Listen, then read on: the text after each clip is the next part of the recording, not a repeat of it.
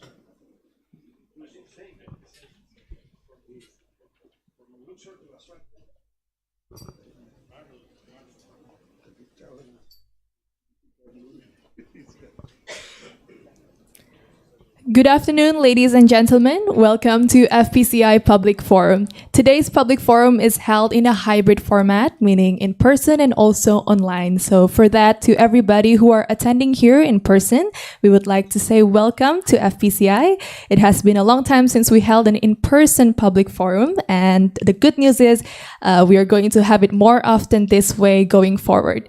And to everybody who are tuning in via our YouTube live stream, we would like to also say welcome. We have over 500 registrants now coming from around 60 countries that include Australia, Japan, India, Nigeria, Germany, Malaysia, US, France, Vietnam, and many other countries. So welcome everybody. Ladies and gentlemen, we, Foreign Policy Community of Indonesia, is the largest foreign policy group in Indonesia and in Southeast Asia. We have over 100,000 people in our network across Indonesia and throughout the world. And we're glad that you're joining us today in our public forum. First of all, let us give a warm welcome to our panelists who are already joining us here.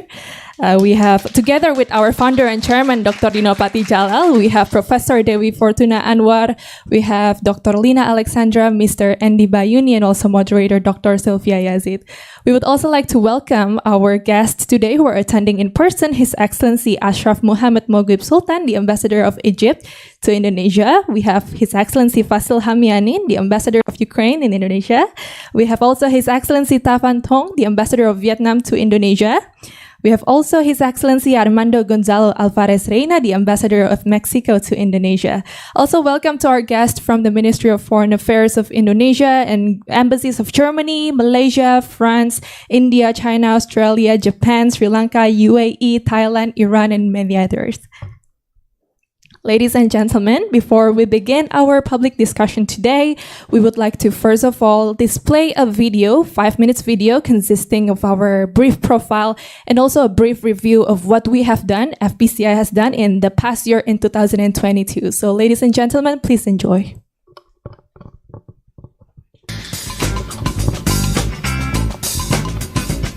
Rock steady, baby, that's what I feel now.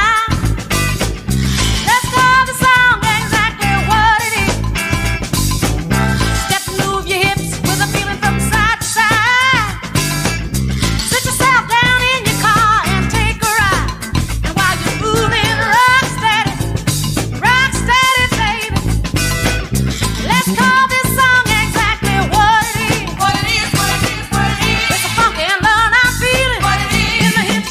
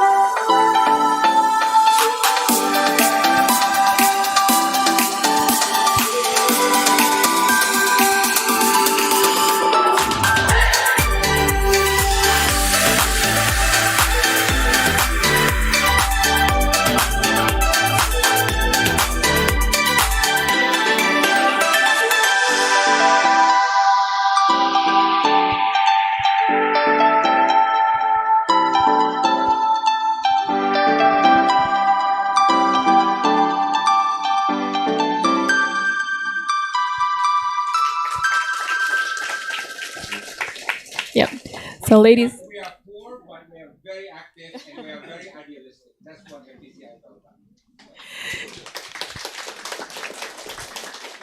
So, ladies and gentlemen, that was a brief recap of FPCI agendas in 2022. Please look forward to our future agendas and events in 2023 and tune in.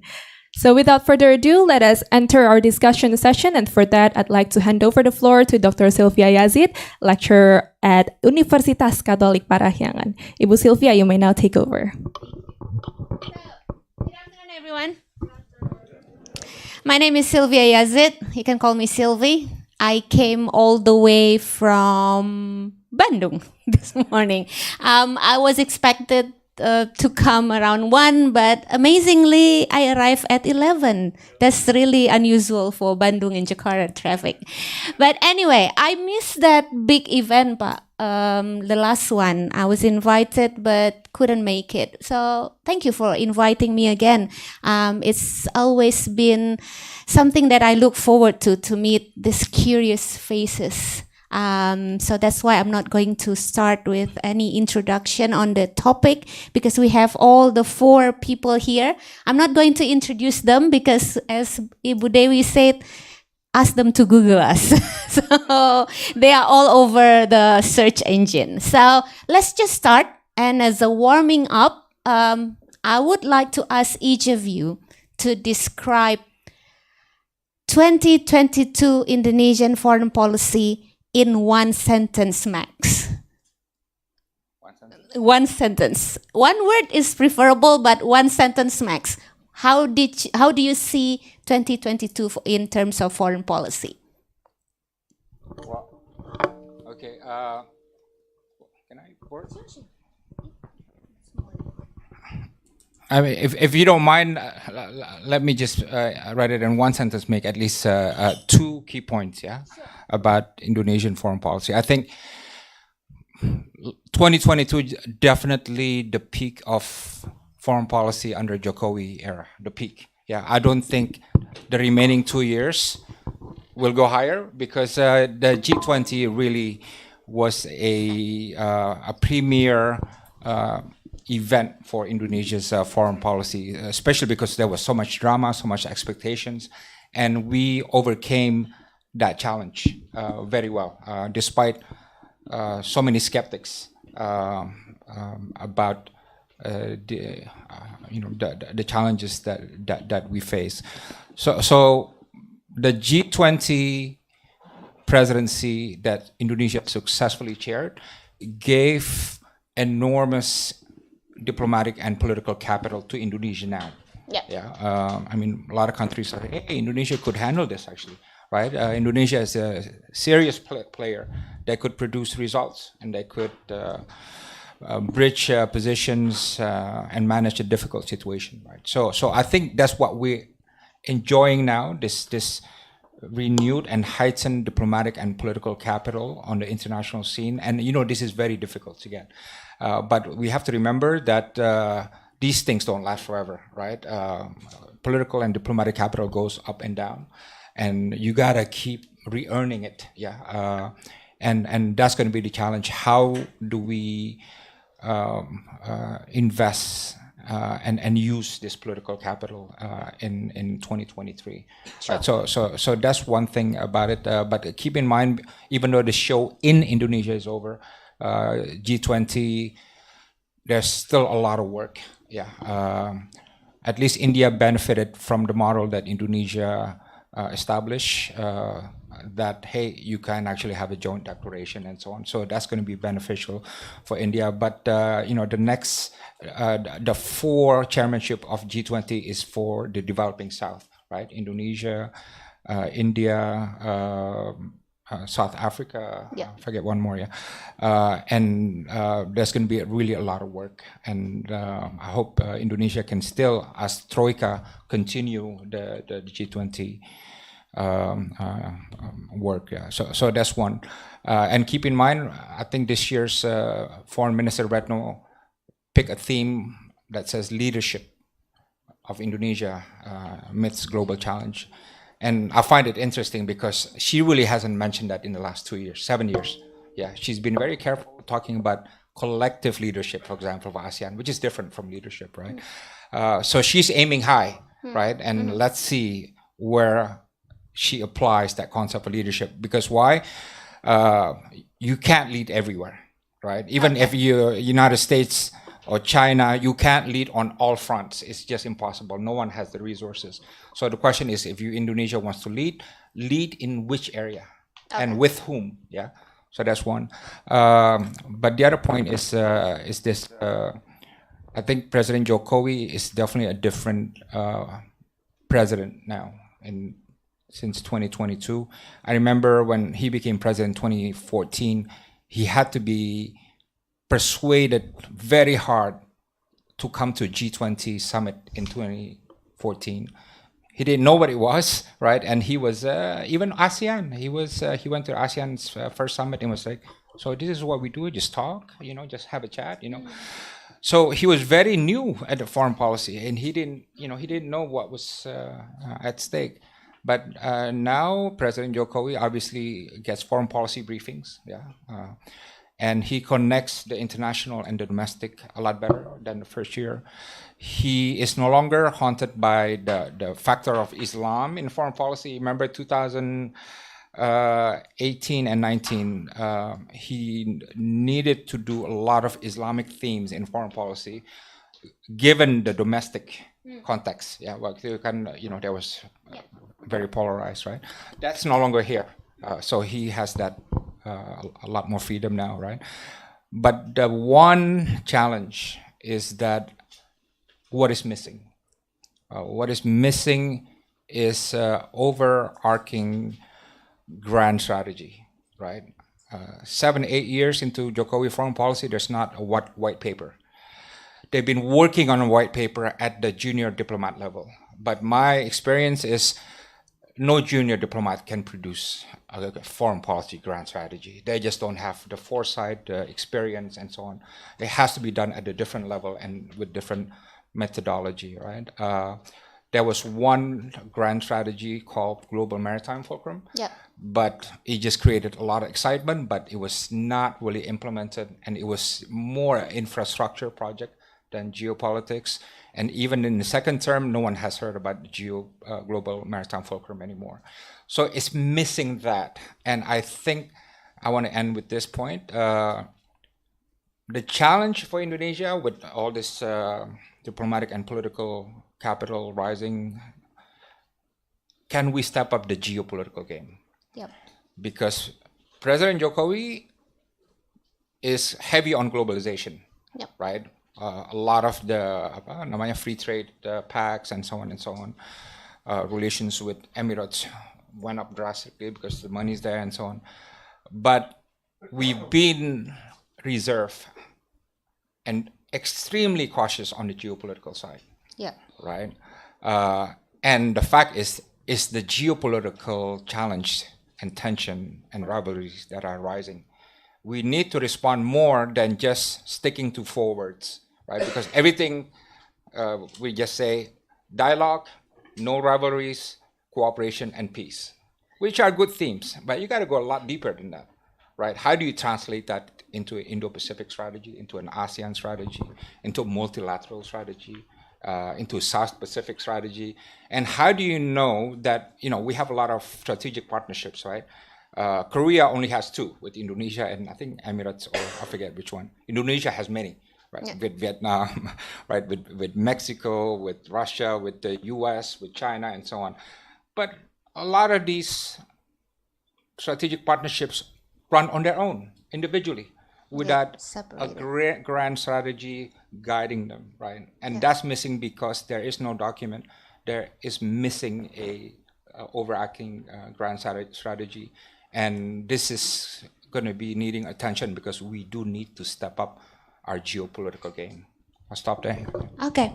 The plan was to warm up, but it's hot already. So let's just move to Bu Dewi. 4 minutes. What do you see about the outlook?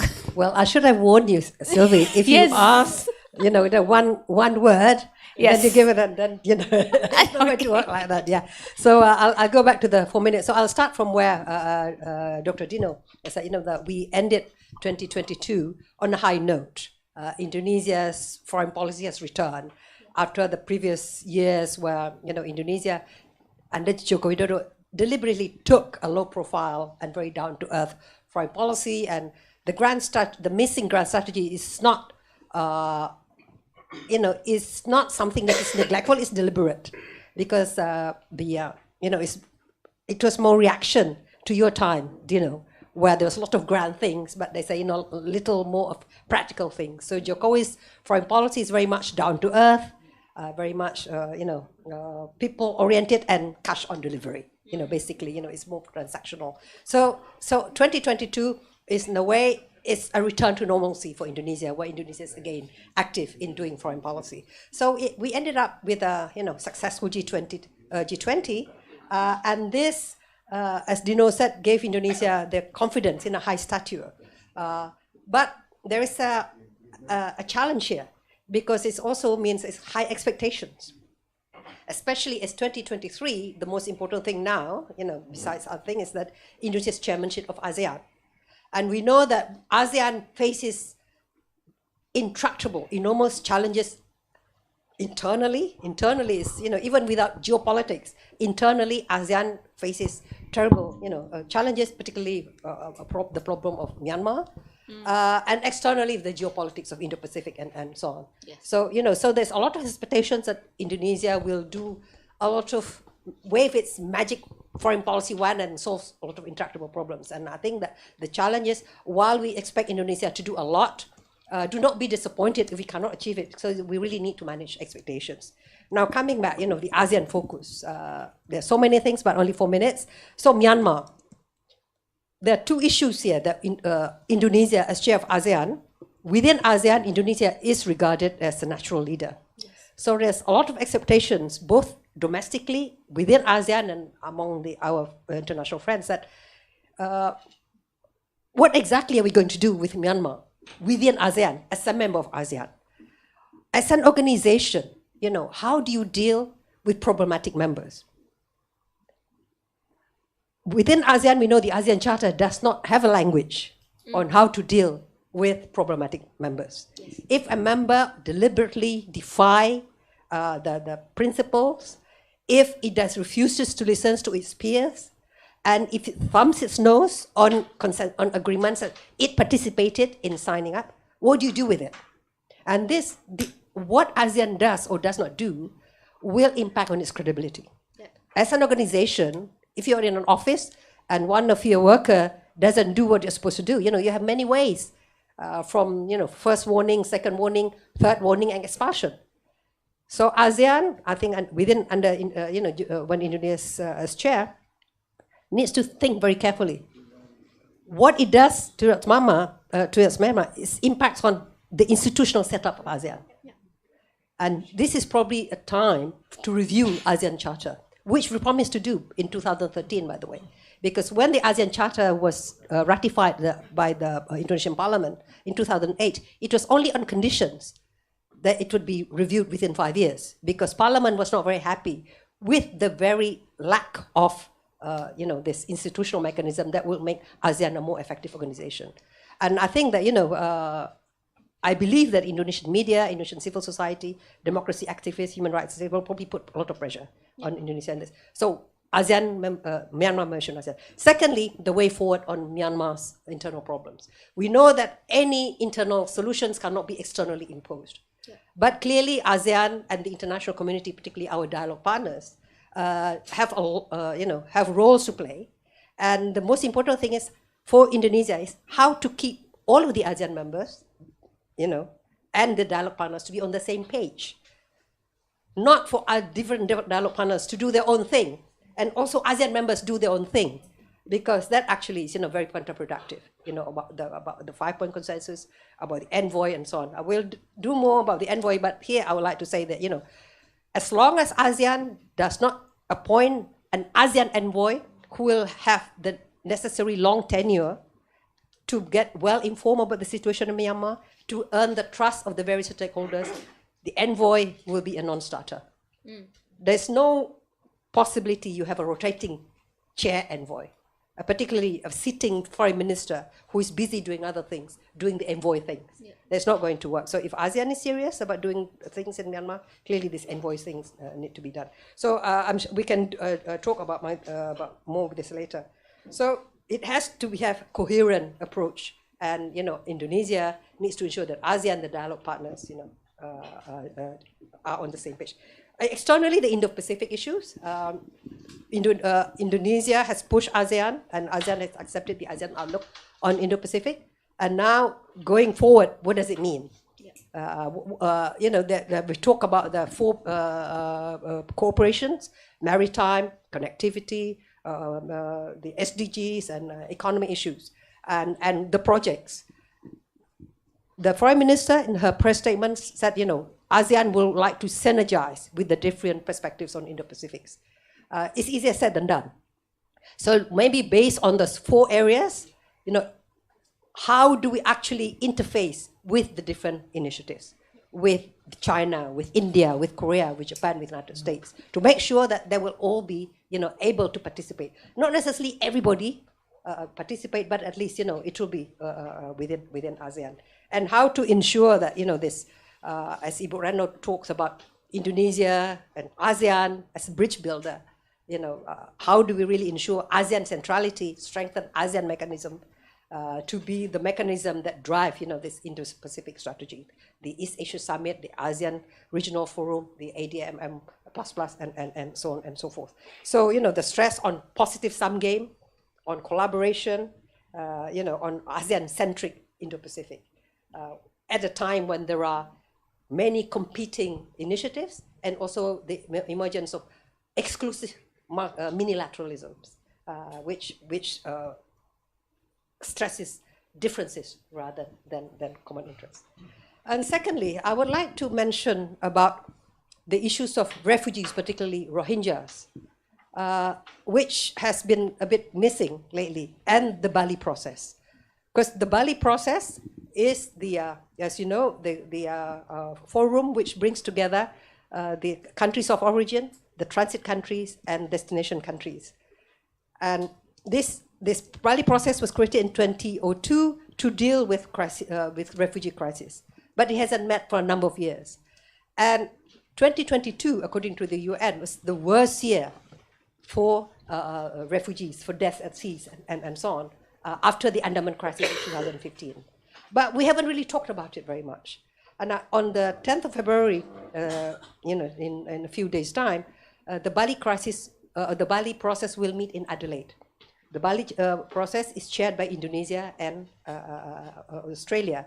And I remember, the inability of the Bali process to act, that Pak Hassan Wirayuda was the one who ushered the birth of the Bali process. And he was very angry. He said, if the Bali process cannot step up, it should step aside. And this is a challenge, and I think that Indonesia needs to reinvigorate the Bali process together with Australia and other partners. And given that Rohingya issue, is very much centered on Myanmar, the Bali process needs to be much more aligned with ASEAN. And again, it should not contradict each other. So as Indonesia as chair should bring the Bali process issues and ASEAN and deal with the Myanmar issue in a more comprehensive manner. Thirdly, it was also mentioned in the Foreign Minister's speech about chairing MICTA. Says Mexico, Indonesia, South Korea, Turkey, and Argentina. Originally, MICTA as a middle power grouping within G20, because there's the G7 on the one hand and the BRICS on the other. And there were tensions, how Indonesia and the middle powers within G20, would it lean more towards G7 or would it lean more towards, the BRICS countries? And remember, Pak SBY is saying, Indonesia will not lean one or the other. We strike the middle path as middle powers. And the success of G20 is not just because of Indonesia's free and active foreign policy and ability to engage with all sides, but also because the strength of middle power diplomacy. And in a time of geopolitical tensions, geoeconomic rivalry, and so on, the role of middle power is very important, because middle power is, has a role to make bridge, to convene, to facilitate, and so on, but always within multilateralism. And Indonesia has emphasized over and over again at the G20, multilateralism matters. We need to strengthen it. And therefore, the middle powers, and in this case, MICTA, which has not been discussed very much lately, needs to redefine itself and need to also revitalize, its role, not just within G20, but in other global fora as well. And so strengthening multilateralism is a key factor for Indonesia's foreign policy. And finally, also from the Prime Minister's speech, she talks about global leadership, but she only mentioned about two things, about the Palestinian issue and Afghanistan. On Palestinian issues, and we know, Indonesia is unstinting support on that. We need to look how effective is it. I think it's more than just ticking the box. This is our foreign policy in Palestine, so we have to do something about this. But how effective are we? And look also what is the dynamics in the Middle East.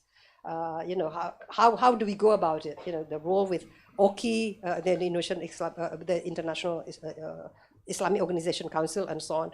And the concern that as a number of the Arab countries have developed relations with Israel, the monetary support for Palestinian refugees have also gone down. And I think this needs to be talked about seriously also within the OIC and also the international community. And finally, on Afghanistan, Indonesia talks about its support for women there. I think it is important that Indonesia does not just go it alone or only with Qatar. This is also an issue that can be handled more effectively in a multilateral setting. Yep. I think I should stop here. Thank you. Yeah, thank you, Professor Dewi. I've made a list of keywords, and it's getting longer. Would you like to add to that, Dr. Lina? Thank you, Ibu Sylvie. I think after hearing what Pak Dino said and Professor Dewi said, I think I finished my points here. I mean, it's always very inspiring to hear both of them speaking actually about foreign policy. Well, I just have a few notes here to add to the points that I already mentioned. I think the first one on on Indonesia, how Indonesia is dealing with major powers. I think both earlier speakers already mentioned. But I think one point that we might want to reflect again, this is about the Treaty of Amity and Cooperation. This is something when Pak Dino said, we are lacking of grand strategy, and the fact that Ibu Dewi mentioned also that Indonesia's foreign policy has been very transactional, pragmatic, although it's we have to admit, of course, it's very down to earth, and so many people now is very well versed about foreign policy. But the thing is, it is very important for a country like Indonesia, it's a primus inter pares in the region, to have a principled standpoint, to have a principled foreign policy. Indonesia's chairmanship in ASEAN always come with a bang, starting from TAC, Shomfest, and then ASEAN community, starting from ASEAN Security Community, and ASEAN community in the global community of nations. So that's why I think we all agree that's why it's always very high expectation when Indonesia's chairmanship coming up. But as Ibu Dewi mentioned, we have to manage the expectations. Now, with the Treaty of Amity and Cooperation, this is actually a very, very clear standpoint where ASEAN, and particularly Indonesia, is standing. Of course, in the interactions of states, there will be tensions, there will be conflicts, but of course, always the question is how we are going to deal with that. And it is only through TAC, actually, that we are seeing a very, very clear elaboration how countries should actually resort to their dealing with their conflicts, things like that. And up until now, I think almost or even more than 70 countries already accede to Treaty of Amity and Cooperation. But the question is really, do these countries, including ASEAN countries, actually believe in TAC, practice the TAC? And what would be the form of this TAC implementation? And we remember in the past, especially in the Bali Concord 3, about ASEAN community in the global community of nations. We are talking about East Asia Summit. Where is it now?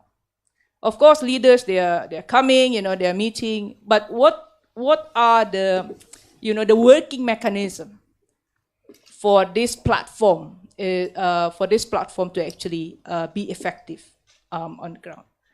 I'm saying this definitely because we are seeing now the trend of unilateralism. Of course, every country, they have their own sovereign rights to develop, to come up with their initiative, with their own initiatives. But how should ASEAN position itself? And particularly now under the Indonesia's chairmanship. Where should ASEAN actually position itself and then promote its own initiative, its own platform? Because, in the issue of major power rivalry, especially, I think we all know about the US-China rivalry and competition. Both countries, both leaders, they already expressed that they want to engage more, they want to communicate more, they want to cooperate, with each other. But of course, there are domestic constraints, within their own country that actually constrain these leaders to actually, to be more progressive, to be more peaceful, quote unquote, with each other. And only through ASEAN platforms that these two major powers can actually talk with each other. And where is it now? Where is this ASEAN-led platforms? And this is actually the task for Indonesia to reintroduce it again, to rejuvenate this East Asia Summit in light of this Treaty of Amity and Cooperation. And Ibu Dewi mentioned about the review of the Charter. I think, at least from us in CSIS, we have been proposing this from the very beginning. We are already anticipating, okay, this Indonesian chairmanship is coming up, what should be the main agenda? What should be the main priority? It is actually the Charter. Because as Ibu Dewi mentioned, we agreed to have the Charter, especially Indonesia at that time, because we know we will review it. Definitely we will review it. And where is it now? So that's really, well, of course we are not happy with what is going on now with Myanmar. But if we see the point there, it's a trigger point for ASEAN to really look up, to go back to the review of how we can improve this Charter, definitely. And if I may comment also about the Indonesian chairmanship, this is the thing. I mean, like every time the journalists came to me or I talk in so many events, about the Indonesian chairmanship, of course, the first question is always, what are the priority agenda? And to be honest, I cannot really answer it because it's like the priorities are scattered everywhere. Some presentation I heard about even the idea of non-alignment 2.0. I have no idea what is that actually. We haven't heard anything about it. And last time from the annual statement of the Foreign Minister, Ibu Retno mentioned about mainstreaming and implementing AOIP, but there is still a lot of questions on how actually Indonesia has been proposing to implement AOIP. Of course, we know there are 4 areas of cooperation in the document, but how actually in real that these ideas, about maritime cooperation, SDGs, economic cooperation, connectivity, how actually in real terms that this idea is going to be implemented. What I worry is instead of making a substantive proposal or initiatives, the chairmanship will only be, an event where Indonesia is doing flagships event. That's what I worry. It's more a ceremonial rather than the substantive point like the previous chairmanship. This is, I think, what we really need to anticipate. And of course, the point on the Myanmar crisis. A lot of questions about that. The office of the special envoy. Many, many questions about that. So does it mean Indonesia is not proposing a special envoy? Who is the special envoy now? And what is the structure? What is the function, the role of this office of the special envoy? We still cannot answer it. We still look forward to hearing more, more meat of this office of the special envoy. But the thing is, what Ibu Dewi mentioned earlier about the special envoy, this has been the proposal from the very beginning that we in CSIS as think tank has been proposing to the government. It should be the ASEAN special envoy, cannot be the chair special envoy. And for the last 2 years of the chairmanship, we already see that the 2 special envoys cannot really, work effectively on the ground. The other issue with Myanmar crisis is the election, the upcoming sham election in Myanmar. And I've just read the news that actually the junta, the SAC, has just released the new election law, where none of the political parties can actually join the election. It's only the USDP, which is the military party, which is sad. But then, of course, the question to ask is, Indonesia as the chair, how will Indonesia respond to this election? Very simple, very practical question. If Indonesia is being asked to be an observer of the election, how will we respond? If the junta asks the member countries of ASEAN to send observers, their response might be different with Indonesia. And how about the unity of ASEAN in this issue? So this is something that Indonesia we really need to think about. And I must say this is a little bit already too late if Indonesia just start thinking about it now. And I think the last point is, I think in the annual statement, Ibu Retno mentioned about the 5-point consensus, but Indonesia would like to focus on pushing for the all-inclusive dialogue. And then with this, Indonesia is proposing the engagement with all stakeholders toward the facilitation of an inclusive national dialogue in Myanmar. The question is always how.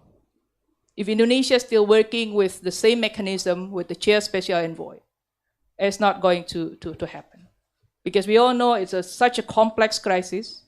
It's not going to end within 1 year. So that's why I think I would like to propose that what Indonesia can do within 1 year term of chairmanship, which is not too long, is to provide the basis for a long-term roadmap of ASEAN in Myanmar. That will be enough, 1 year, but not to really, get the final solution. Proposing the final solution. It's not going to happen. And this is something that the Indonesian government really need to do its homework. And of course, it's not an easy task. And to be frank, ASEAN cannot do it alone. ASEAN will need to engage with dialogue partners. And definitely this engagement is also to coordinate, to make all the efforts coherent together in order to help Myanmar. This is something that Indonesia has the burden in its shoulder. It's very, very difficult task, but definitely with the engagement with all stakeholders, like here in Indonesia as well as in the region and with the dialogue partners, it's something that is not impossible. Thank you. Thank you. Thank you, Ibu Lina. Are you on the same note, Pak Andy? Thanks. I have my own notes. Thank you. As the last speakers, I have the disadvantage of... well, no, nothing left to say, because everything that I have need to be said or been said by the 3 previous speakers. So let me just take up on the domestic dimension of foreign policy. I think it's also always important for us to look inside while we're trying to project ourselves to the world.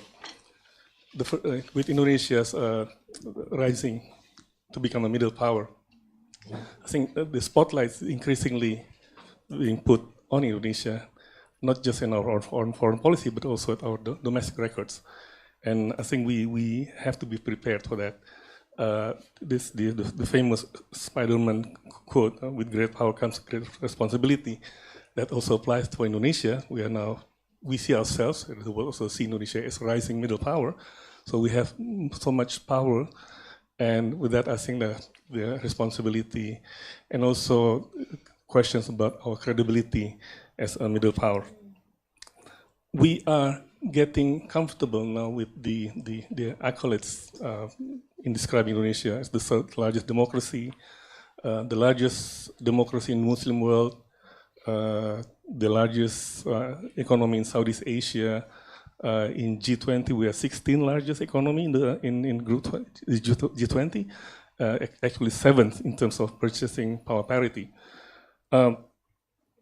And of course, the projection, as is not by Indonesia, but I think by Pricewaterhouse and Standard Chartered Bank among them, they say that Indonesia by 2045 will be in the top 5 largest economies in the world. So that's the reality. And now, as we are now becoming more active and increasing our profile internationally, we are also going to be subjected to scrutiny by the international community about what is happening inside Indonesia. So it is the consequence of Indonesia becoming a rising power. Well, all powers, big and medium, have to deal with this challenge. And Indonesia is in a good company. Many big powers have problems internally. China with the Xinjiang issue, India, I think, with the problems of the treatment of Muslims, and Kashmir. United States is democracy is falling apart. So we are not alone there, but we do have problems that we need to resolve, irrespective of the external pressure that we are facing. I'm talking about, for example, Papua. Papua is going to be very much discussed, not because partly it's because of the internationalization of the issue, but also because we are not handling the Papua as well as we could. There are also problems, the question about religious minorities, the treatment here. We have some problems, and these issues were actually raised during the periodic review of the International Covenant of Civil and Political Rights in Geneva last year. So we do have problems on human rights, democracy, and freedom. And I think Papua is also one issue that is going to be discussed as Indonesia increases its power. The danger is, I think Papua could become like East Timor in the 1990s, and Dino would probably remember because you were given the special assignment to counter the allegations of what is happening in East Timor at the time. I think another issue that is also going to come up is the treatment of LGBTQ. The world is very concerned. We saw what happened in Qatar during the World Cup. This issue came up, and Qatar was questioned about it, and there were actually many of the football teams were going to the tournament planning to have the badge, the Rainbow Coalition badge flag, to express solidarity, but of course then FIFA banned it. We are going to be hosting the Under-20 World Cup soccer in May and June, on a smaller scale than Qatar, but still 24 countries. And I'm sure these issues will also come up, and then Indonesia will have to be prepared in answering the questions. Typically, our response, this is not Kemlu, but this is in general, our response to criticism is this is our domestic affairs, we have our own values, our principles, and stay out of our business, our affairs. That kind of answer is no longer acceptable. Indonesia is a rising middle power, and we have to be able to give a satisfactory answer to those questions. And better still, if we actually can resolve the problem. Just one other issue that had just came out last month was when Parliament enacted the penal code, and then President Jokowi signed into law in early January, and it's going to be enforced within the next 3 years. That story abroad, they picked up on the issue of extramarital sexual relationship, and that story went viral. And I have an American friend here who said that a family that he knew in the United States, when they saw that story, they canceled their plan to come in spend the holiday in Bali this summer. They have rebooked their holiday somewhere else. That's one family, but I suspect there are many people who, when they read the story, they feel uncomfortable. Is it going to be safe if I go to Bali with my family or with my girlfriend, boyfriends? So this is not the fault of our friends in Kemlu, but they are the one who's going to be has to answer in the case of the penal code, I think the Kemlu put out a statement rebutting the claims, and that the criminalization is only against those who engage in extramarital sexual relationship based on complaints from either parents, the children, or the spouse, nobody else. But by then, I think the damage has been done. I praise Kemlu for coming out with the rebuttal, but the problem is not with Kemlu, but I think it's the way we handle the many issues that are happening in Indonesia. Domestic problems, sure, there are problems that we need to resolve, I think, but the way we resolve them have to be in such a way that makes it easier for our friends in Kemlu in explaining the issues. And this brings me maybe to the last point about the need for public diplomacy. Kemlu already has a unit or division dealing with public diplomacy. Initially, I was surprised when I learned that the public diplomacy was actually used mostly the resources allocated in conducting public diplomacy at home rather than abroad. But then I realized that this is because of the necessity for Kemlu, the foreign policy community, to bring the rest of the nations to also be part of the evolving Indonesia as a rising middle power. Pak Dino mentioned about the lack of knowledge of the public about ASEAN with the chairman. There was some support with G20 because the government actually spent a lot of invested a lot in bringing the public to be involved. I think this year is the ASEAN chair. But I think the public diplomacy should also address to the Indonesian audience about the need for Indonesia to live like a middle power, right? The problems that we are seeing and the way we handle them, Papua, the LGBTQ, this is like a throwback of the way we handled problems when we were developing countries. We are we are not a democracy. We can resolve problems through the democratic process.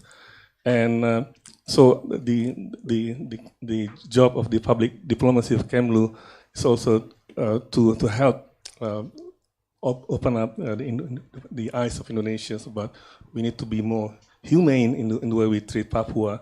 We need to be more human in the way we treat religious minorities and also the LGBT community, because that is actually what is demanded of Indonesia as a rising middle power.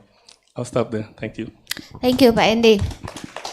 So, ladies and gentlemen, from their 4 minutes plus talk, you can see where their focuses are. So you can get your questions ready while I'll go to round 2, where I ask the questions. So the first question will be to Dr. Lina on ASEAN, of course. That's the buzzword for this year. Some people would say that leading ASEAN is taking the turns. So it's Indonesia's turn. We don't want to reduce it to that minimum stage, right? So how is it going to be different this time? What would be the challenges, and how do you think Indonesia, well, you mentioned it a little bit earlier, but what would be the way to go for Indonesia to make it really, I like the way you say it, like laying the ground, not necessarily finalizing, but not everyone can accept that. Celebration is always important, yeah, Bu Dewi. Okay, thank you for the question. Yes, I think, of course, we all know that it's the rotating chair. That is the rotating term for us. That's the mechanism in ASEAN for the chairmanship. But of course, and the thing is, as you said, we should not reduce it only to the fact that, okay, now it's our turn, we do what we can, without any, as Pak Dino again always mentioned, that to have a kind of, so the chairmanship should be actually part of Indonesia's grand strategy and foreign policy. It should always be in line with that. But that's always the problem. Indonesia is still very much lacking in terms of the grand strategy.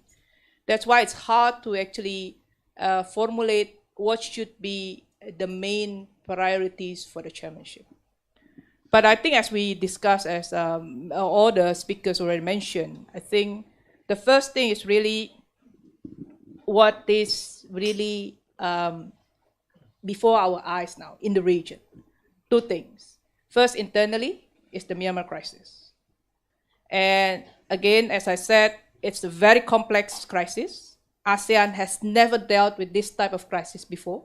We know since we embraced Myanmar into our fold, there is still a lot of challenges in order to, bring Myanmar to understand, to adapt to the principles and norms and values of ASEAN. And this is something that ASEAN has not been picked up. Unfortunately, I must say this. That's why the coup happened like this. But the fact that the Myanmar crisis is there now and falls into our turn now, we cannot ignore that. So that's why I always question the statement from our foreign ministry official, the foreign minister herself, saying that Myanmar crisis should not take ASEAN held hostage. For me, it's a big question mark. What that's supposed to mean? Does it mean that we abandon the Myanmar crisis because we have other things to do for our chairmanship? What that's supposed to mean? Because whether we like it or not, whether we agree or not, Myanmar crisis is always the litmus test for the success of Indonesia's chairmanship this year. And with the complexities that we have now in Myanmar, and to be frank, it's the unity within ASEAN itself. It's the problem. It's also another problem. So it's not only the Myanmar crisis itself, it's already problematic, but the cohesion, among the ASEAN member states itself, it's something that Indonesia must be dealing with, to have a united, a solidified effort in dealing with the Myanmar crisis. So it's actually at two fronts. That's one thing, Myanmar crisis. Second, of course, in terms of the major powers relations, Indonesia needs to be very clear. In various statements, we know it has been mentioned even by our presidents that Indonesia is very anxious with the heightening major power rivalries which impact the region. But what should be the follow-up from this? Have we prepared? What kind of proposal that Indonesia would like to propose under the chairmanship? Again, as I mentioned earlier, our proposal is to rejuvenate the existing platform that ASEAN already has. Previously, it's the ASEAN +3, then it's being expanded into East Asia Summit. Where is it now? Is it being watered down by the other initiatives? And this is something that that we need to really reflect. And again, which unfortunately we don't hear anything now about the review of the charter. The review of the charter is actually the key, and many has expected that to come under Indonesia's chairmanship.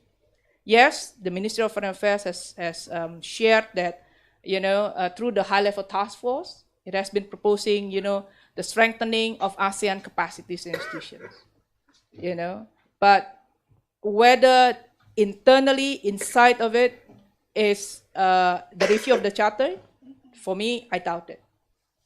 I doubt it, to be frank. So we really need to really go back and look at the charter, especially on how we can have the provision, specific provision in the charter on how to deal with the internal type of crisis like what's happening in Myanmar.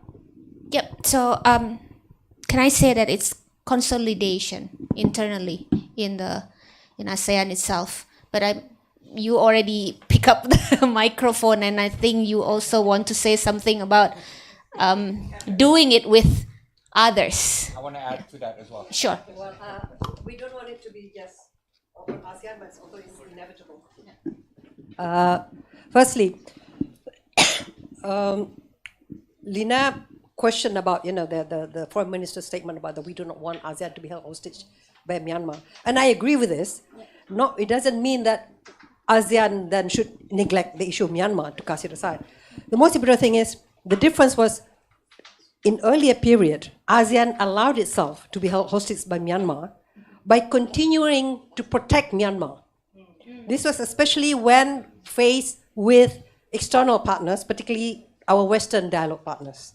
So for many years, ASEAN Asia-Europe meeting could not be held because the European Union said, we will not allow Myanmar to come in to join meeting. And ASEAN said, if you don't allow Myanmar, we are not coming. That means allowing ASEAN to be held hostage by Myanmar. So in this case, we do not allow the Myanmar issue to damage ASEAN's ability to work, to continue to work with all of our dialogue partners and so on. So it means that, do not allow to continue to be within ASEAN and then continue to attend high-level meetings, and when they're not given the visas, the others say, well, in that case, we're not coming. So that I think that is the issue. So this is, just a clarification. On is ASEAN's chairmanship should just be rotating chair. Again, this is Indonesia continues to say that every time we take the chair, there's something game-changing within ASEAN. So the declaration of ASEAN Concord, the TAC, and so on and so forth, including the development of the political security community. The ASEAN community originally was just envisioned as economically driven. But it was Indonesia that said you cannot have a community just based on common interests. You also have to have common values. In the ASEAN Charter, it was Indonesia that drove the inclusion of the language about democracy, human rights, rule of law, and good governance.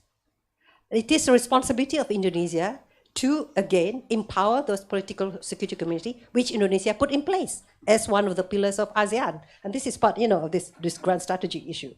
So I think that it is very important that civil society, this is grassroots in ASEAN, civil society has a lot of responsibility to bear, particularly, not just ASEAN civil society, but Indonesian civil society. Because the ASEAN Charter was not driven by Kemlu. Because the Kemlu of Pak Harto is not that different from the Kemlu of Pak Habibie, Pak Wahid, and Ibu Megawati. What changed was the milieu, the parliament, the media, and so on that put pressure. Said that Indonesia cares about democracy and human rights internally. You cannot turn a blind eye, in your region. Countries should not be allowed to hide behind non-interference and protecting sovereignty to carry out massive violations of human rights behind their borders, So these values need to be recentered within ASEAN. And this is a responsibility of everyone here. This is not the responsibility of Kemlu only. Because intergovernmental, usually they get very bureaucratic and their times, attention span is very, very short. So I said, Lina, it's Andy again, and everyone within civil society again would need to put pressure on Indonesia about review of the ASEAN Charter. Thank you, Bu Dewi. You want to add, Pak Dino, but can I also request you Sure. to talk about how are we going to do it? Do we have the capability? You are familiar with the playground. What do we have to strengthen? The people? The strategy? Okay, so Or something else? actually, let me just take that question then.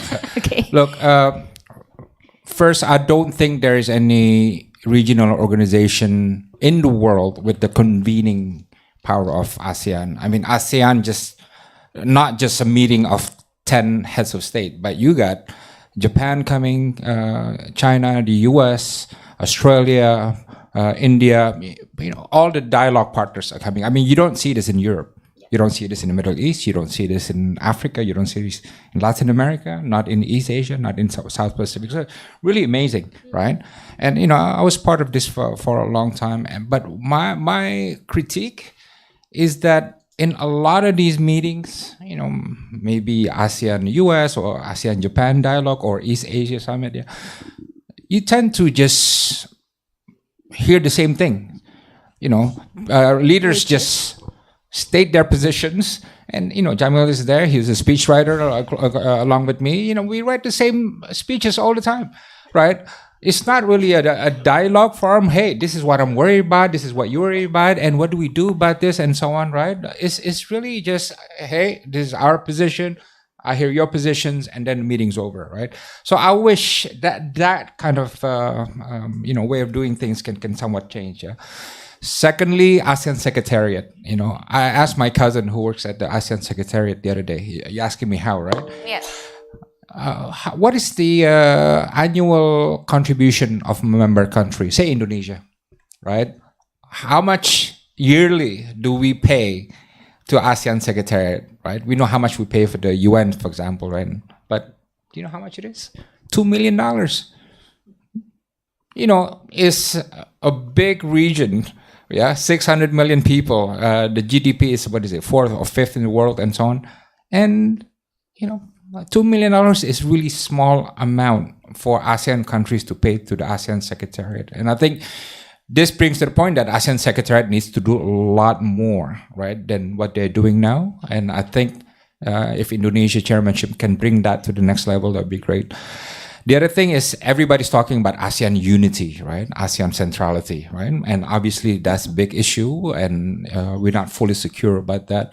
But our experience at FPCI brings us to the realization it's not just unity and centrality, it's density that is a problem. What do I mean by this? ASEAN have been talking about people-centered ASEAN, right?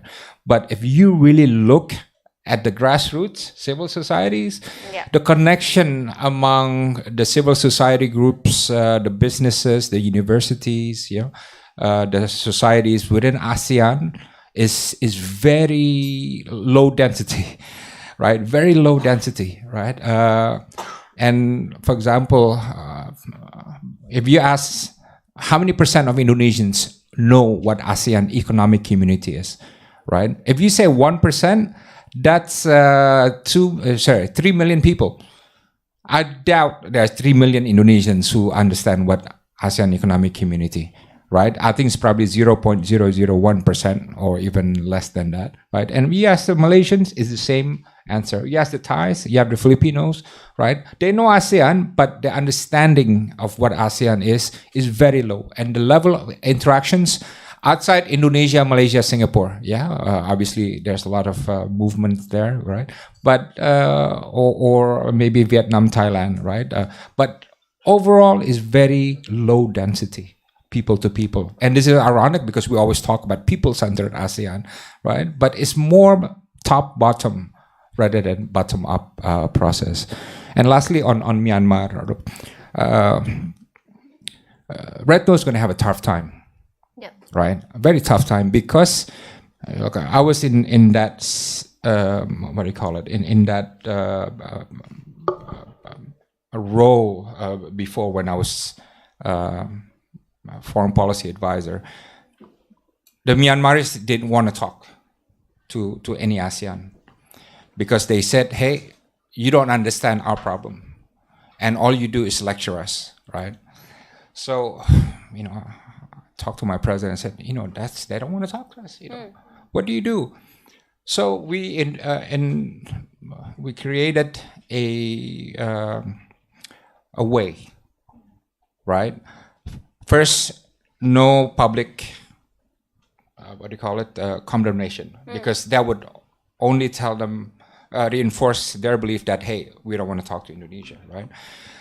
Secondly, we did a private personal correspondence because we did not know who Senior General Tan Sui was, right? So we wrote a letter, and the letter said, ABCD, look, we understand your problem, and blah, blah, blah, right? And a couple other things. And we left it at there. And guess what? He replied, Senior General Tan Sui. And then the president replied again. And then we got another reply back and forth. So there was a personal correspondence. And during that process, the senior general, who was very powerful, obviously, right? He was the leader of Myanmar, finally said, okay, then I want to talk to the Indonesians. I like them somehow, I trust them. I think they mean well. They can be honest broker. And from that on, we were able to give advice, political advice even, how do they move up in the 7 steps to democracy, right? But the biggest challenge, I think, for Retno will be, hey, how do you get the Myanmar junta, not the NUG. NUG will definitely talk to us. Yeah, definitely, right? Because they need us, right? And we have relationship with them. But how does the Myanmar junta see Indonesia and say, okay, I want to talk to you. Yeah, you're honest broker. I think you're credible, and so on, right? But how do you get there? That's the big question. Yeah. But I could only share what we did before, and I think you need another creative way of getting into that zone. Sure. I only have 7 minutes. Can I just yes, add sure, Pak. quickly my 2 cents on Myanmar? 1st February is going to be the 2 years, right, of the coup. And then the 5-point consensus was made in April. So it's now 22 months since the 5-point consensus. Clearly, the junta is not interested in talking to us. I'm not sure whether the solution of having a stronger envoy promises that solution. Because the problem is not with ASEAN, but the problem is with Myanmar, the junta, who's just refusing to talk, to listen, and will continue with their brutality. I think at this point, I'm surprised that when Indonesia took up the chairmanship of ASEAN, we still put faith in 5-point consensus, when I would say we should give it up. Right? It's a great consensus, a great document, but it's not going to be applied. The junta is not going to do it. Right? They play along, they're dragging, stealing time, but it's not going to happen. I think for ASEAN to make a difference under Indonesian chairmanship, to make a difference, ASEAN has to take a more drastic measure against Myanmar. It already has excluded Myanmar from taking part in conferences, meetings, with political representation. So the civil servants fine, but political representations are being excluded in summits, in foreign ministers meeting. That's good. I think it's time for ASEAN to step it up, go even further. Bu Dewi said that there is no mechanism in expelling. You can create one, right? Under an emergency situation.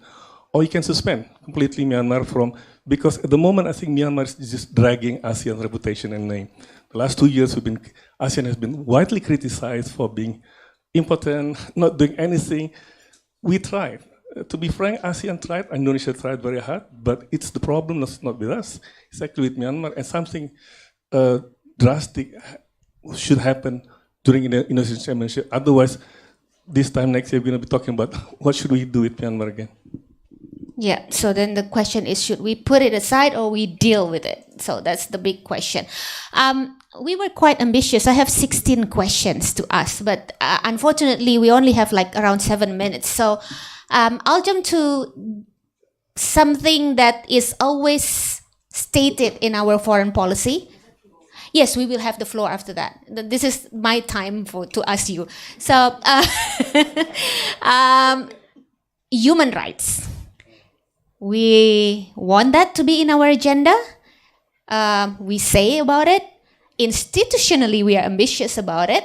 But then, like you said, by Andy, we have issues that might not be beneficial for that. So, who would like to take the first chance, by Andy? Yeah, we have issues with human rights. We are not denying that, but we are now becoming more open and transparent. The fact that we submit the periodic review of ICCPR in Geneva every so many years, I think it's a reflection of we are more confident about how we deal with human rights. We have problems in Papua, but I think we can do better than that. With regard to Papua, for example, it's still close to foreign journalists to visit. Even now, I'm hearing many foreign journalists who want to relocate to Jakarta from Singapore, because this is where all the stories are happening. They have problems getting residential visa to work in Indonesia. I don't understand, because Indonesia, again, we're talking about rising power, and then we are going to be scrutinized, but it seems like we are not confident about being scrutinized, and we make it difficult for journalists to visit Indonesia. Papua, President Jokowi in 2014 2 months after he was president, he said it should be open. Right? And then, of course, the government, it's not Kemlu, but I think interdepartment agencies involving 18, I think, took the question of security first, and then therefore, journalists are not banned from Papua, but they are just, it's almost impossible. If you talk to them, it's almost impossible for them to go to visit Papua. We have nothing to hide. We are resolving the problems. We have issues. We have military operation there.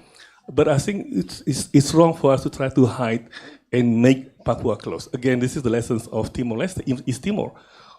We lost the propaganda war because we were so close, and we didn't allow journalists to come in and see what is happening.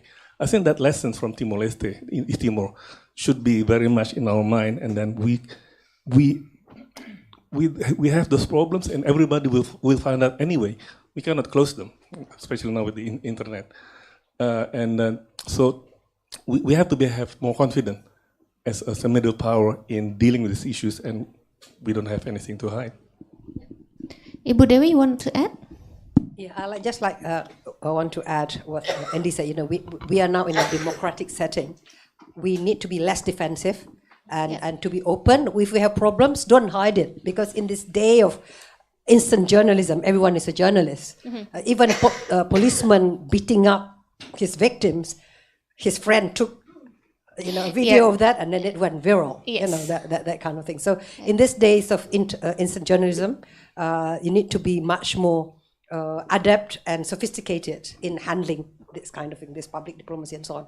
But the most important thing is that diplomats cannot go around lying for their countries anymore.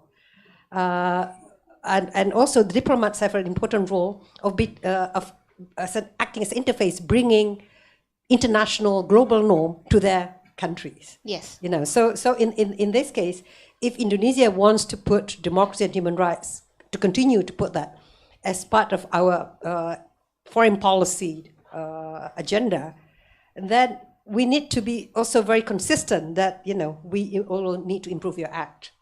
So if you're worried about your image, the late Pak Wuryono said, change the realities.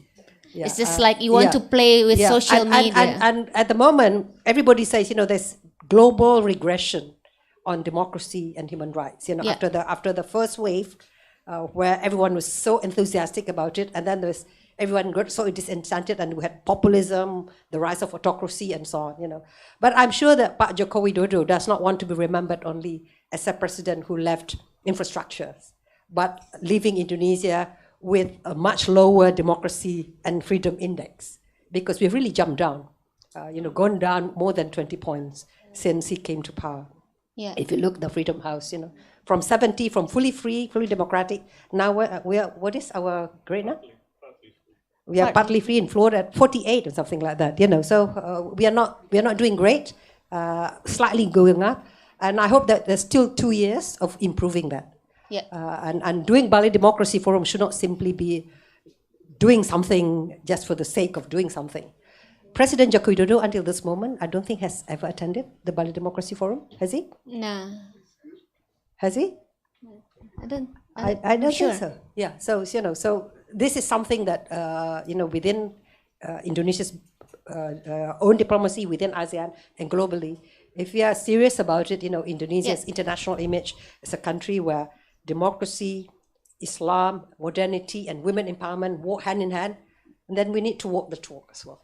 Yeah, just like I said, when you go to social media and you want to be private, that's really contradictory. You yeah, right, but you are rising middle power, then you need to be open with what is happening inside. Okay, rights. I still want to ask one thing from you. When people talk about human rights, it's not only, I've been working about human rights city, so it's not only about violation of rights, but it's also access to rights. And one of the issues that people talk about is climate change. You want to say something about that, sir? Yeah. First, I'm quite happy that FPCI really pushed hard for the government to have a stronger climate policy, right? Yeah. And in the end, the government has adopted a series of new policies, right? Yeah. And we hope 2023 that momentum is being kept. You know, we had a problem with Norway, for example, on funding, but that has been resolved, right? There's an opportunity to put the climate agenda on the Indo-Pacific strategy Yes. that Indonesia has, right? Yes. And even in ASEAN, when there is really not so much, is that my phone or that's your phone? Where we need a stronger, I don't know, ASEAN position on climate change, right? We have also, sorry.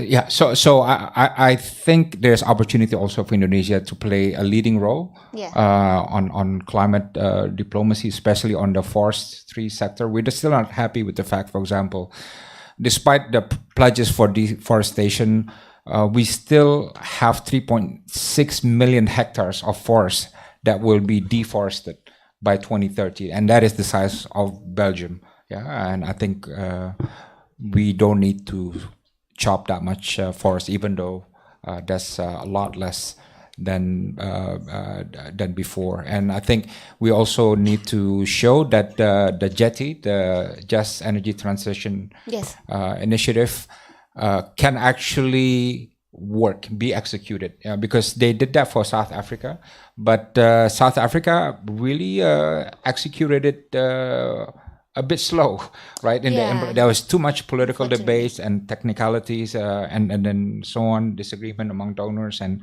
the recipient country and so on. So, and that was 8 billion, right? I think Indonesia, with all the great resources and political will for this JETI, should demonstrate, look, we got this trust and we'll make it happen as soon as possible, right? So I think, there's a lot to be done on the climate side, but my fear next year is election year. And this year is election year, right? And usually during election time, climate is still not an issue. So Unfortunately. FPCI has a program to make climate change an election issue. Right. So we're going to go to all the candidates. We have access to them, and we're going to ask them, what is your net zero position? And so that way we can advance the climate agenda. Okay. That was also my question, but it's time to give it to the floor. Hopefully they will ask the questions that I have here. Whoa, see? Can I ask the panelists to choose? You choose five. You choose five. We just compile everything, and then you generally respond to that. Okay, so we'll have one from there. You have the advantage of being alone there, and I don't get to choose.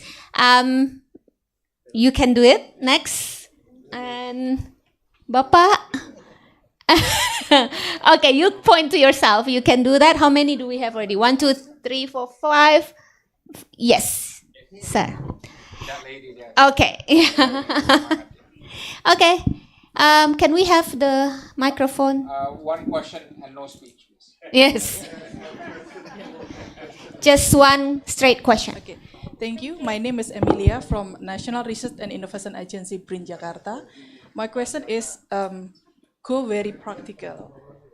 What does Indonesian foreign policy really respond to the conflict of Russia and Ukraine and its impact on Indonesian food security?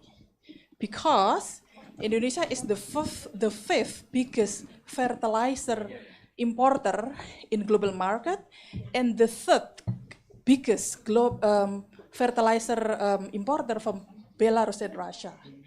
And so far, the changing policy is only from Minister of Agriculture to change the policy on the distribution of fertilizer in national level twice. Okay. But there's no such foreign policy in practical level. Thank you. Okay, thank you. You asked my question. Thank you very much. Can we go to this section? Thank you very much for giving me the floor. Hi, my name is Ijana. I'm from President University, And I actually, have one question, only one question, and it's for all the speakers. And I actually wrote it down here. Okay, so are women's and children's rights in the agenda for 2023? It's it's one of my worries really, because in the past 3 years since the start of COVID, there has been a rise in the number of child marriage. I'm from President University, and during COVID, lots of students took a leave due to financial reasons, and some of them, the female ones, didn't even return because they got married off.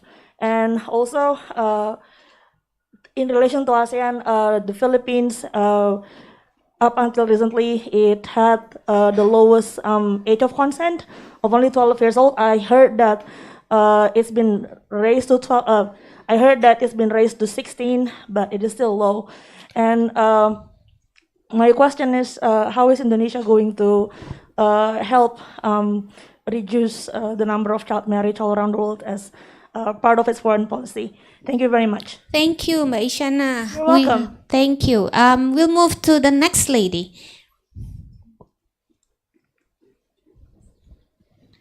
Okay. Assalamualaikum warahmatullahi wabarakatuh. Waalaikumsalam. Good afternoon. Can I use Indonesian language in this room, Mr. Dino? Okay. Because I love Indonesia. Okay. Yes, I love. You love. Okay. Apakah langkah nyata yang bisa kita lakukan, baik itu pemerintah, negara ASEAN, lembaga publik, dan lembaga kajian, tentunya di sini ada university juga, untuk mengatasi eskalasi fenomena kekerasan di Papua? Oke. Thank you very much. Terima kasih, Mbak dari Saya penulis dan dosen di Mercubuana University. Oke, terima kasih Mbak. Eskalasi Papua. Oke. Bapak silakan. Kok jadi why did I English Indonesian, Pak? Bahasa Batak. Bahasa Batak silakan, Pak. Saya nggak bisa terjemahin tapi Pak. Thank you very much. I'm a retired civil servant along with Pak Dino, Pak Sumadi before. So what I want to raise, I came late. So I'm sorry about this because heavy rain.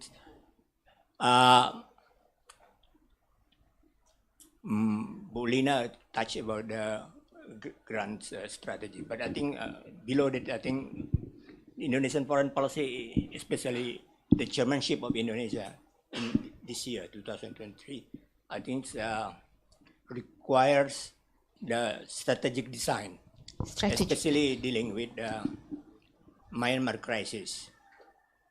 The first one is three things, I think. One is the internal affairs of Myanmar. That is the repressive political culture that developed since 1962, when UNU Nevin launched the coup d'etat. It developed up to now. The second point is the geopolitical competition between India and China. Both of them, I think, want to exert the influence on Myanmar. The third one, the strategic interest of Russia. Even Rosatom, the nuclear company of Russia, now have the agreement to build a nuclear power plants there. Okay, Pak. Then we develop, I think, I don't know, we cannot control this. I think the three things should be focused in the strategic design of Indonesia in this year, I think, in dealing with Myanmar. So, would you like them to respond to that, Pak? Okay, one of those. But the big thing is about the great power contestation in Indo-Pacific. I think it is another thing. Okay. Yeah, thank you, Pak. We get the points. Thank you very much. Okay, continue to the back, yes? Okay, thank you. My name is Dirham. I'm from University of Indonesia, and I represent my friend from Green Economy Youth Organization. My question is, this year Indonesia will be chairman of ASEAN and MIKTA. Indonesia raised the theme of ASEAN Matters Epicenter of Growth in its ASEAN leadership, which is aligned with one of the theme of G20 2022 last year regarding sustainability. It shows Indonesia has made it as one of the top priority in their foreign policy. One of that point of growth in economics, in economic growth theory, as we economists describe sustainability development focus on human capital, which prioritize and accomplish three bottom line of SDGs, namely social inclusivity, economic growth, and lastly, environmental impact. What is Indonesia right strategy for Indonesia to take the exercising its leadership to able to face the challenges and also implementing and optimize the theme that Indonesia has carried out with regarding to ASEAN. And lastly, and what youth can do to support the team and the strategy that Indonesia will implement it. Thank you, Mr. Thank you. Last one.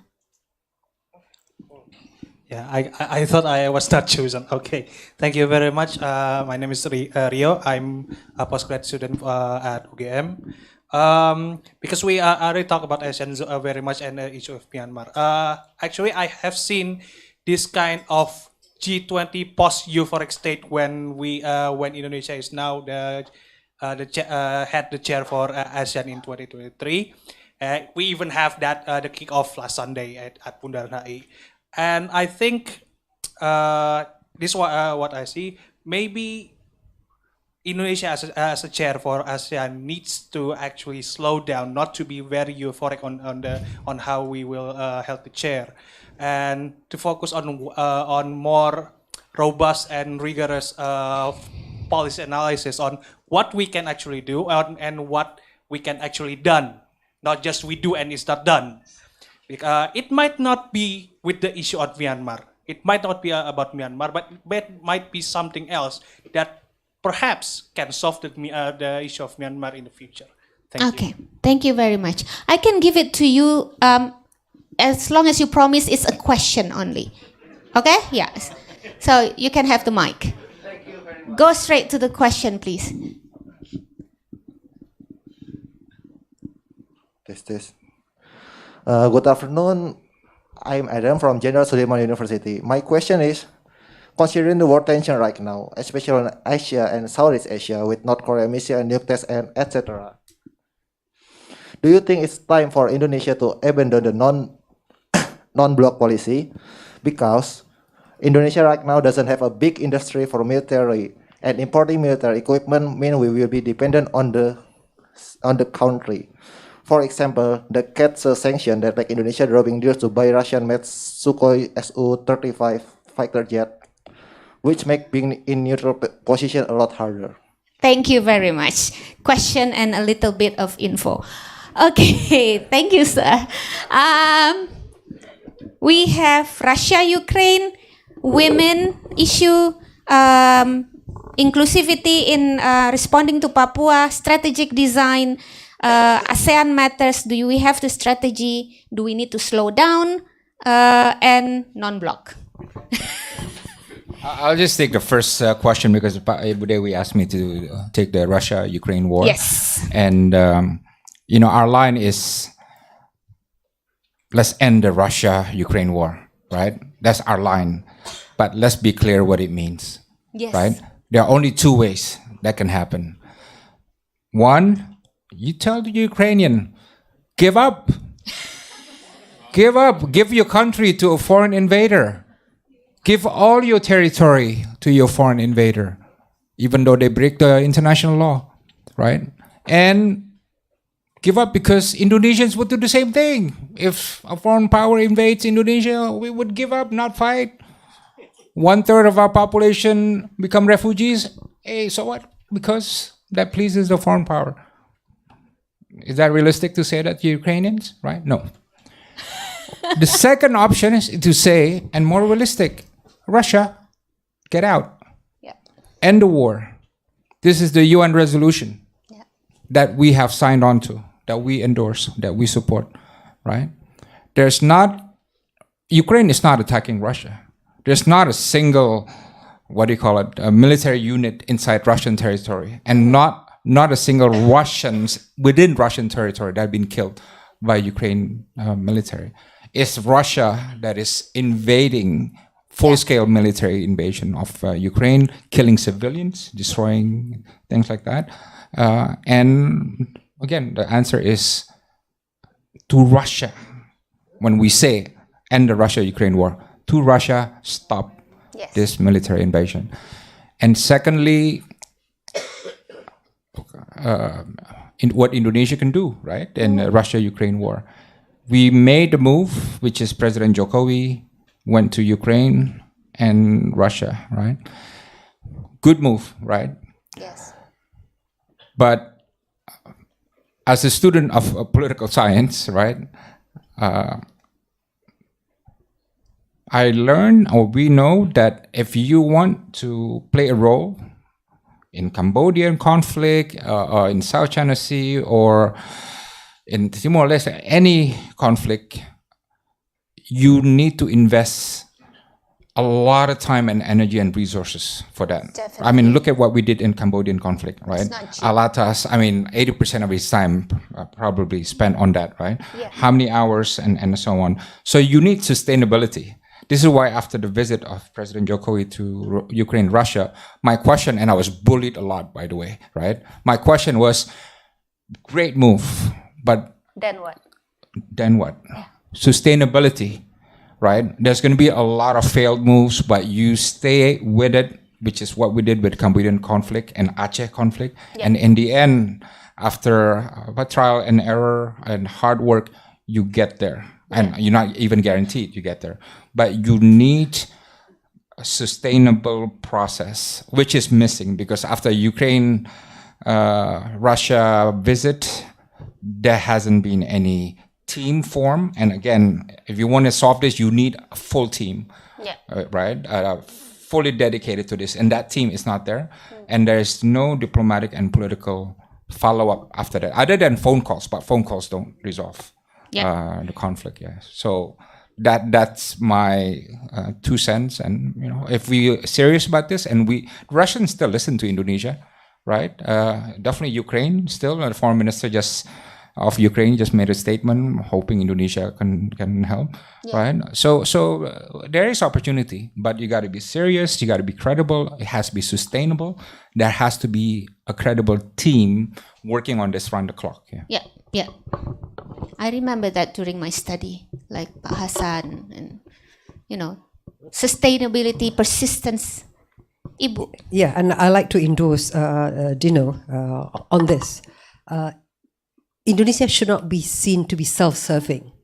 That its involvement in the Russian-Ukraine conflict is only on behalf of the G20 summit, to ensure the success of the summit, so to get everybody on board, etc., etc. So President Jokowi and his team deployed considerable resources to that.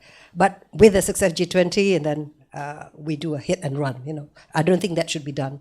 The Indonesia's commitment to peace and stability should be there. I agree with that we say restrain. So that doesn't mean that therefore Ukraine should just give up to Russia. That is not the question. But the call for ceasing of violence clearly directed at aggressors the most. And here, Indonesia, because we have good relations with Russia, should continue to deploy that. And also to within our own country, the narratives should be made clearer. That this is issues of violations of international law, and regardless of geopolitics of the situations, there's something that should not be accepted. There should not be defense of it. Although Indonesia is a democracy, and a lot of our friends, have different opinions on this. On the issues of child marriage, I think ASEAN has the HR. ASEAN also have already agreed on the protections of women and children. Clearly, this needs to be much more mainstream. At the end of the day, ASEAN cannot really force countries to change its national legislations, but it can mainstream it at the regional level so that it create some regional peer pressure, put it that way, for countries to step up to change its law. So it is important, take it to the agenda. So in that sense, also the National Human Rights Commission and the of each ASEAN countries should also be willing, to talk to each other on this. So I'm not really an expert on this, but I think that to make it up, Indonesia could take the lead in pushing for this, for these issues. It means that in Indonesia, while there is a law making it illegal for child marriages, the fact of the matter is it still happens also. So it's about having the law is already a struggle, but having it enforced is another struggle. But at least you need to have the norms first. And if you could also take it at the regional level, that would be important. And the issues about what can we do, to end the violence in Papua, do not be silent about it. In your social media feed, do not only just gossip about irrelevant things or just post what you eat, and where you are and that kind of things. Issues that matter should be discussed. And the citizen journalism should impact on the issues of democracy and human rights, access, justice, and things like that. When we had this digital revolution, that was the expectations. Yeah. Democracy 3.0, where citizens would be responsible, would be, they would make government more accountable. But it turns out to be more about hoax and hate speech and be narcissistic, So there is to be aware about it and talk about it, put pressure on parliament, on the government, on the police, on justice, that things that should not be allowed to happen, that kind of things. So it's our collective responsibility to do that. On Myanmar, I leave it to Lina, also on how what ASEAN strategy should be, to achieve all of this. ASEAN as epicenter of growth, sustainability, and so on. But on non-alignment, it doesn't make sense to me just because we import military procurements from other countries that we need to abandon our non-alignment. The last thing Indonesia wants is to be over-dependent on one country. And in fact, that was the lessons learned, that when we became too dependent on the US and Western countries, after the New Order government, and when we already wore out our East European hardware, which we procured in the late 1950s, 1960s. Indonesia used to buy a lot from Soviet Union and from Eastern European countries. But after that, when we changed our platform to mostly Americans, F-16, Hercules, and Western countries, and then after the East Timor, after the Santa Cruz, 1991, Indonesia suffered embargoes, and we had to cannibalize spare parts. And remember, during the tsunami, Indonesia had no really sufficient carriers to offer help. So that was lessons learned, that in the end we diversify our military procurements. And precisely because of that, non-alignment makes sense. Free and active foreign policy makes sense. It doesn't make sense in terms of having really military coherence, because sometimes having Western platform, Eastern platform, and so on do not always work in terms of interoperability. But in terms of not becoming too dependent on any one supplier is important for Indonesia, as well as bringing, establishing our own domestic industry, defense industry. So I think that non-alignment makes even more sense now in these times of geopolitics, and the fact that Indonesia is able to engage with all sides and to be friends with all sides, but not to be over-dependent on others. So I would say that it becomes the free and active foreign policy principle and non-alignment. This non-alignment 2.0 makes sense. Thank you, Bude. So just to add, I would just steal what Pak Dino mentioned about, to have, in terms of answering the question about Myanmar, is like, we really need to have a agenda. That's the thing, You have, as Bapak already mentioned, we have to have the so-called strategic design. And as Pak Dino mentioned, from our previous experiences, it's a long-term engagement. That's what I've been saying from the very beginning.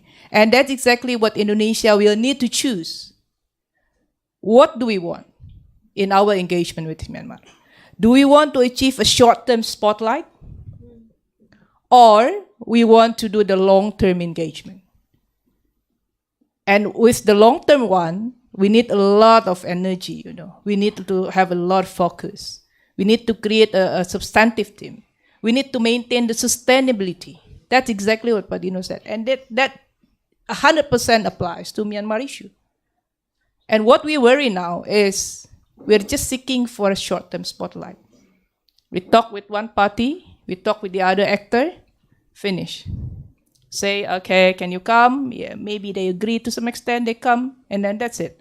And we call that as an achievement. We call that as a success of chairmanship.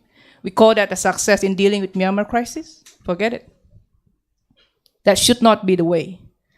And how ASEAN can achieve its priorities? I think first, we really need to streamline the priorities. As I said earlier, it's scattered, it's everywhere, we want to do this and that. We need to really streamline. Make it very clear what we want to achieve. Second, use the existing platforms that we have. It's already good, but the thing is we really need to rejuvenate that. Don't reinvent the wheel. No need to create another thing, Especially if we really, very ambitious with creating flagship events. Of course, yes, that's okay, but we should really have a substantive thing below that. And the last point really, as Ibu Dewi mentioned, it should be not a transactional action. It should be a principled one when we want to achieve something. And if I can add a little bit to what Ibu Dewi mentioned about free and active, non-block, the question about non-block, from the book that I've just edited last year on free, an independent and active foreign policy, the one main conclusion from the book is we make it rather as a slogan, free and active, independent and active. And often, behind the independent concept is we use it as a hiding space, as a hiding wall. We say because we are independent, we are doing nothing. We just stand there, stand still in the middle, doing nothing. And that's not what our founding fathers meant by saying independent. We are making our own standpoint. We are navigating our own, our own goals and interests, things like that. It's not we are being neutral and not doing anything. And this is something that I think Indonesia will really need to make it when we say we are non-alignment, we are independent. Thank you. Thank you. I think all the questions have been answered, but I just add a few more to what has been said. One on child marriage, I think it's interesting. I'm not an expert on that, but I know we have Ibu Retno, and she cares about these issues. She has indicated she cares about women in Afghanistan. I think that's the advantage of having a foreign minister. They pay attention to issues that probably the male foreign minister would not. So we should take advantage of that. On the escalation of violence in Papua, the problem I think is in the social media.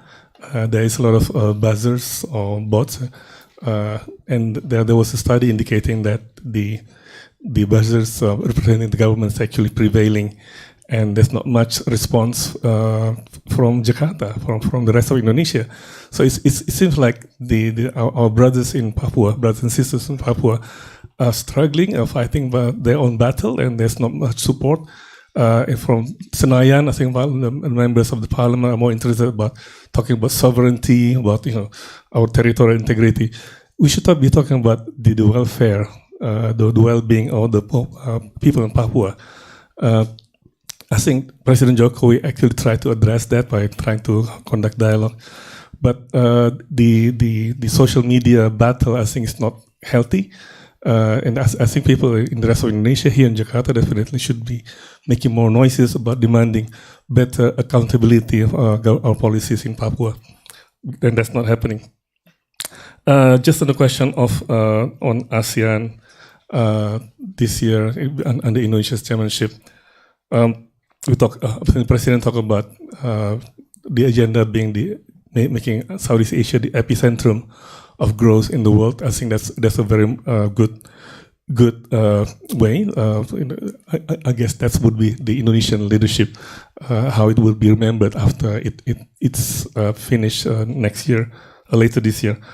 But again, we have not seen the strategy or the agenda. It's just the president expressing it. But we heard from Ibu Retno saying that we are not going to be held hostage by Myanmar. But again, like Lina said, we have not seen, okay, what does it mean? Because at the end of the day, I think Myanmar is going to hold us back unless we do something drastic with Myanmar's membership in ASEAN, maybe suspending or maybe even expelling, but has to be more drastic than what we have today. Thank you, Pak. A disclaimer, a statement. You can see that there's a balance of gender in the panelists, something that we rarely found. Okay. Balance is 3 and 2. I'm a moderator. I'm a moderator, so I'm not. Okay. Closing statement. 1 minute, each of you. Okay. So I'll just close by responding to the lady with the question on Papua. Right, I think it's important for the young people to know. So I began my early career dealing with East Timor, yeah, and as you know, things went very bad. Right, we promised a peaceful, orderly transition after the referendum. It became a very violent and painful transition. We didn't fulfill the things that we promised in the UN agreement, yeah, in terms of keeping the order and so on, right? Do you know out of that very painful experience and why a society that was integrated into Indonesia after 20 years, 80% rejected us, right? I mean, you got to ask the question, right? Why did that happen? You know how many lessons learned document has been made by the Indonesian government about East Timor? You know how many? 0. Foreign Ministry never had one, right? What did we do wrong, right? The Home Affairs never had one. BIN never had one. Police never had one. TNI, who was the master of events there, they were very powerful, never had one, right? So, I mean, at least one lesson that I learned, one lesson was that you can't throw money into the problem because whatever the international community asked us, our response, well, we gave a lot of money to the bridges, to roads, we built schools, we built coffee plantations. Yeah, we did, but we never solved the conflict, right? So I think there's a lot from how we handle East Timor that could be valuable lesson for Papua. But unfortunately, we don't have a political culture where we actually learn from our mistakes internally within the government. It's just not the way things done, right? Unfortunately, yeah. So. Udewi? Yeah, thank you. I would like to focus on ASEAN because the tagline is ASEAN Matters. Yeah. And I would like to say Indonesian chairmanship of ASEAN Matters. And that means that, it's not just looking at all the different issues and ticking that we have done this, we've done that, without that. Because every time Indonesia takes up chairmanship, there's a new development in ASEAN as an institution. Yeah. Whether it is in the production of new norms and values, the mechanism and so on. And I think the norms and values are already sufficient. The mechanism are already sufficient. But the institution of ASEAN, including the strengthening the ASEAN Secretariat, dealing with non-compliant members, or crisis management within ASEAN, that needs to be really reviewed and resolved. And I wouldn't like to see that Indonesia misses this boat, because it will take another 10 years before, or even 11 more years, once Timor-Leste becomes a full member. So please do take this opportunity, for Indonesia's chairmanship to matter, to produce another milestones in the development of ASEAN as a regional organization. Thank you, Bu Dewi. Well, thank you. For me, just the last note is, we all agree, I think chairmanship is not equal to leadership. But chairmanship can pave the way for leadership if we seize the momentum well. And I remember there was one time I interviewed Ibu Dewi for my doctoral thesis at that time. I used the term rising power for Indonesia, and Ibu Dewi immediately refused that term. Indonesia is no longer rising. Indonesia is already a middle power. We are a big state. And can Indonesia actually use its foreign policy to really show that Indonesia has this middle power quality? And this is something, of course, it cannot be achieved 1 year, 2 years, And we really need to work hard for this. And again, go back to the grand strategy. Really invest in making this a grand strategy for Indonesia's foreign policy. Thank you. Thank you. 2023 is going to be just another year in Indonesia's journey to become a big power, middle, but a bigger middle power. So this is how I see it. Last year, I think we passed with flying colors in leading the G20. This year, no doubt, I think we are all to make a difference in ASEAN as chair, Mikta. So I have confidence, complete confidence in the capability and capacity of our foreign ministry. But again, as I think it's a middle power, I think the foreign ministry should also help bringing the rest of the nation up to par as a middle power. So this is my expectation. Also, two big agenda. I think this year one is Pak Dino mentioned about the need for Indonesia to come out with a white paper, foreign policy white paper. I've read every single white paper of Australia's, and they're very good, and that makes Australia predictable. And we can build our relations based on that. We don't have that. And I think our neighbors, our friends are asking, okay, how do you deal with Indonesia? They only, the reference they have is from year to year is the speech by the foreign minister. Beyond that, there's no grand strategy. I think we definitely need one as a middle power. And the second agenda that I think needs to be brought up is the review of the ASEAN Charter. I think desperately, and I think this should happen during Indonesia's chairmanship. Thank you, Pak. I have the list, the keyword list. I didn't want to read it, but I really want to take this opportunity to just wrap up. We heard about the peak, which sounds bleak, but peak means that we are going down after this. Hopefully not. Okay. Transactional, manage expectations, grand strategy, movement of issues and initiatives on the list of priorities that we need to manage also, middle power, multilateralism, leadership, principle standpoint, short-lived initiatives that we need to be aware of, rising middle power, credibility from domestic issues. If we want to say something, we need to walk the talk, satisfactory answer to questions about it. I hope the students here have the list. You already have a paper ready for your semester. But this list can also be the list for the next events for FPCI. And I really think that we've done well for the first event. So hopefully this is the beginning of the next events that we have with FPCI. Thank you very much. I would like to ask you to clap again. Applause for the panelists. Thank you. Oh, thank you very much. It's an honor for me. It's a pleasure. It's an afternoon well spent. Thank you very much. All the best to you. Sehat-sehat selalu. Thank you very much. Back to you. Applause for the moderator, please. Terima kasih, Bapak. Silakan, Mbak. Thank you very much, Dr. Sylvia Yazid, for moderating such a fruitful and insightful session that we just had. We are going to take a picture of all the panelists. So our team, please stand by. And Dr. Dino, I believe we have a gift for them, right? Yes. Esther, you want the... Yes. Oh, yes, you're right.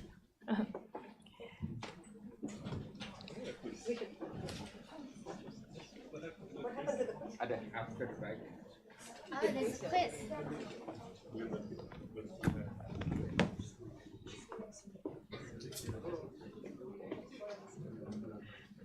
moderator. Thank you, Bapak. Thank you. This is for Dr. Dewi. This is for Lina. And by the way, can I explain about the gift? Yeah, if you don't mind. So you can hold it. So I'm very proud of this gift because I designed it myself. This is a bag. Can you hold to my mouth so I can show? So this is a special bag. Ambassadors, you should know about this. And what happens if, the usual thing, you got two phones, right? That has special pocket with two phones. But what I'm particularly proud of is there's a special pocket here, right? Every time I go home and I have money in the bag, it's gone because my wife takes it, right? Right? So there's one here, but there's a secret pocket. Which you tell everybody. Yes, well, my wife is not here. The secret pocket where you can hide whatever money you have, and then you bring home, and your money's safe. No, your wife doesn't know where it is. Yeah. So, she's not here. Please don't tell her. Yeah. It's gone by Zoom. Everybody knows. And then we have one gift for the audience of the bag, but it's for whoever can answer the quiz that Esther will say. Yes. Hi, everybody. Yeah. Okay. Thank you. Hi, everyone. I'm Esther. I'm the climate director at FPCI. But today I won't be quizzing you on climate because we're talking about foreign policy. So this question is very tough, and Padino made sure that I ask a very tough question because this is a bespoke diplomat bag. And there's only one in the world that Padino made, and it's not for sale anywhere. So besides our diplomatic corps, our ambassadors, we also have a ton of students here. So the question is this. What was the intended use of the current Gedung DPR or the National Parliament? What was the intended use of building that back in the days that now houses our Congress members? Ambassadors and members of FPCI are not allowed. Yes, FPCI team not allowed. Oh, we got someone? Okay. Please introduce yourself and where you are from. Okay, I am Jonathan. I am currently a research assistant in the University of Indonesia. And so the Parliament building DPR was initially built for CONEFO or Conference of New Embassy Forces. Amazing. Give a huge clap.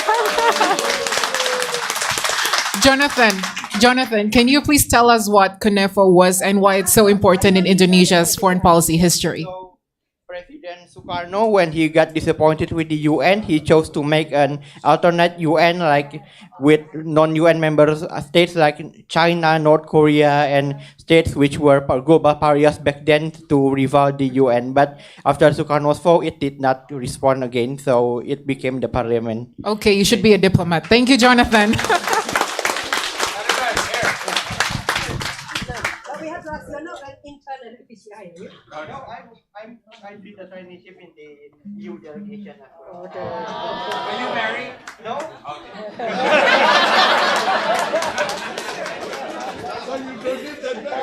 Thank you very much, Esther. Thank you also for the gift. All right. Ladies and gentlemen, we have come to an end. Once again, thank you very much to all of our panelists, Dr. Sylvia Yazid, Dr. Dino, Professor Dewi, Dr. Lina, also Bapak Endi Bayuni. Yeah. Ladies and gentlemen, please make sure that you have followed our social media handles at Instagram or Twitter at FPC Indo, and don't forget to share your moments with us. Hi, Michaela. I'll give you mine. Selamat, Ibu.